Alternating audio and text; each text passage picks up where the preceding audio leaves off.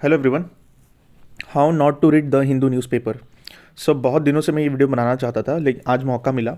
आज मैं 1-2 महीने बाद द हिंदू न्यूज़पेपर पढ़ रहा हूँ, तो आज मुझे बहुत सारे आर्टिकल्स दिखे जो इररिलेवेंट है यूपीएससी के लिए।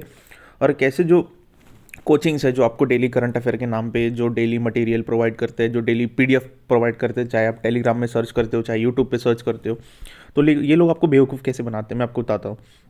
देखो, होता क्या है, देखो, अ, मान लो हर रोज़ के रोज़ कुछ ना कुछ आपका द हिंदू में आते रहता है।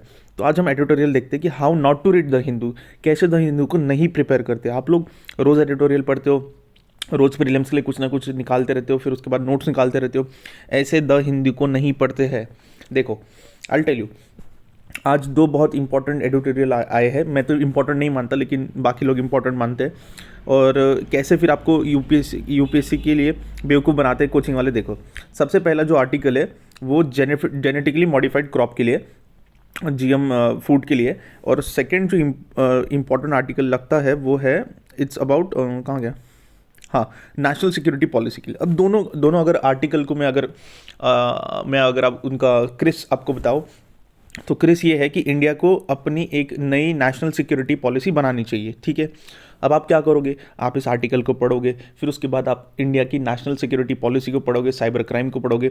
ऐसे यूपीएससी को प्रिपेयर नहीं करते। आप लोग क्या करते हो, देखो, आप लोगों का रिएक्शनरी अप्रोच होता है। रिएक्शनरी अप्रोच का मतलब, आज अगर नेशनल सिक्योरिटी का आर्टिकल आया तो आज नेशनल सिक्योरिटी पढ़ेंगे, आज जीएम क्रॉप का आर्टिकल है तो आज जीएम क्रॉप पढ़ेंगे। ठीक है, उसके बाद अगर एक नीचे अगर कोई आर्टिकल दिखता है कोरल क्राइसिस है तो आज कोरल पढ़ लोगे। फिर अगर कहाँ गया, अगर ग्लोबल टैक्स रिवॉल्यूशन है तो टैक्स रिवॉल्यूशन पढ़ लोगे। ऐसे यूपीएससी को प्रिपेयर नहीं करते। मैं आपको बताता हूँ। लेट्स से फॉर एग्जांपल, आप मान लो जीएस3 के लिए प्रिपेयर कर रहे हो। ठीक है, I will show an example. Let's say for example आप जीएस3 के लिए प्रिपेयर करो, तो जीएस3 में क्या आता है, एग्रीकल्चर आता है, डिजास्टर आता है, इकोनॉमिक्स आता है, एनवायरमेंट इकोलॉजी आता है, साइंस एंड टेक्नोलॉजी आता है, और इंटरनल सिक्योरिटी आता है। तो हम इंटरनल सिक्योरिटी में चलते हैं। इंटरनल सिक्योरिटी में आज कौन सा आर्टिकल है, साइबर वाला, तो हम साइबर में चलते हैं। ठीक है, देखो, अब आपने ऑलरेडी, मान लो आप अगर जीएस3 पहले से ही कंप्लीट कर लिया आपने, ठीक है, तो आप ऑलरेडी ये सारी चीज़ें पढ़ लोगे कि साइबर सिक्योरिटी क्या होता है, साइबर सिक्योरिटी के प्रॉब्लम्स क्या है, उसके एग्जांपल्स क्या है, ठीक है, चैलेंजेस क्या है हमारे साइबर सिक्योरिटी को ठीक है। ये सारे डायमेंशंस आप जब जीएस के लिए प्रिपेयर करोगे आप तभी ही कवर कर लोगे। ठीक है, आपको रोज़ रोज़ साइबर सिक्योरिटी या जब साइबर सिक्योरिटी का आर्टिकल आए उसको पढ़ने की ज़रूरत नहीं है।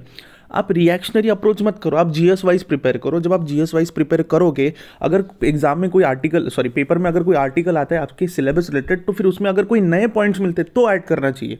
ठीक है, हम लोग क्या करते हैं, हम लोग एक रिएक्शनरी अप्रोच करते हैं कि एग्ज़ाम अगर द हिंदू में आर्टिकल आया तो चलो साइबर सिक्योरिटी पढ़ लेते हैं। ठीक है, ऐसे नहीं पढ़ते हैं साइबर सिक्योरिटी को कि हमें साइबर सिक्योरिटी की जो पॉलिसी उसकी ज़रूरत क्या। अगर आपको कुछ अच्छे पॉइंट्स मिलते हैं जो आपके नोट्स में पॉइंट्स अवेलेबल नहीं है, तो ही उसमें से 2-3 पॉइंट्स निकालिए, वरना पॉइंट्स निकालने की कोई ज़रूरत नहीं है। ठीक है, गवर्नमेंट क्या कर रही है, इंटरनेशनल लेवल पे क्या कर रही है, हमको थ्रेट क्या है साइबर सिक्योरिटी से, कुछ एग्जांपल्स है, एग्जांपल्स निकाल लीजिए। कोई अगर लॉ चल रहा है वो निकाल लीजिए जो आपको एग्ज़ाम में हेल्प करेगा। ठीक है, अब क्या होगा, आप इस आर्टिकल को पढ़ोगे, आप अपना प्रेशियस टाइम जो 20-30 मिनट है उसको मतलब वेस्ट कर लोगे। फिर उसके बाद जीएम क्रॉप पढ़ोगे। जीएम क्रॉप भी आपको तभी पढ़ना है जब आप एग्रीकल्चर पढ़ रहे हो, तब आपको जीएम क्रॉप पढ़ना है। जब आप द हिंदू से जीओ क्रॉप नहीं पढ़ना है। जब आपको सिलेबस में जीएम क्रॉप दिए तो आपको जीएम क्रॉप पढ़ना है।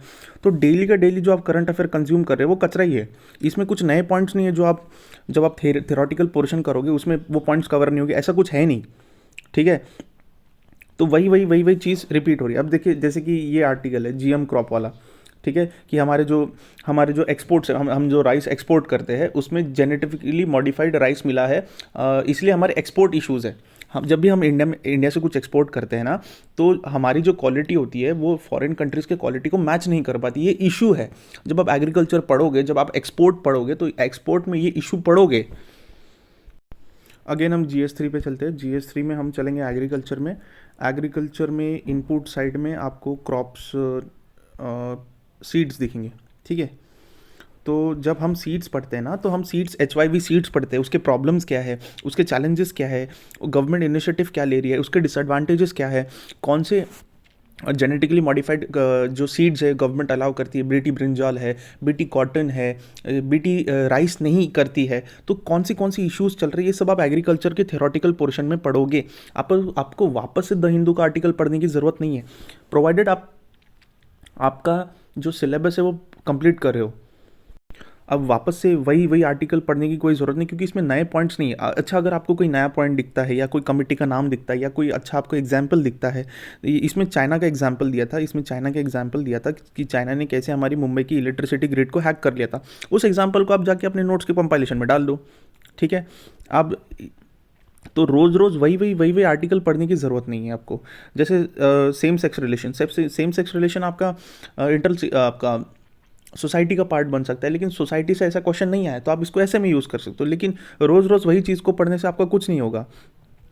वैसे ही ग्लोबल टैक्स रिवॉल्यूशन, जब आप इकोनॉमी पढ़ोगे तब आप टैक्स रिवॉल्यूशन पढ़ोगे, आपको वापस से ये सब चीज़ें पढ़ने की ज़रूरत नहीं है, ठीक है। तो रोज़ जो है वो आपको द हिंदू के नाम पे कचरा ही खिलाया जाता है, वो मत खाओ, आपका बहुत टाइम वेस्ट हो जाएगा। पहले थेरी पे फोकस करो। आप जब आपका थेरी कंप्लीट हो जाएगा तब इन सब चीज़ों से नोट्स निकालते रहना।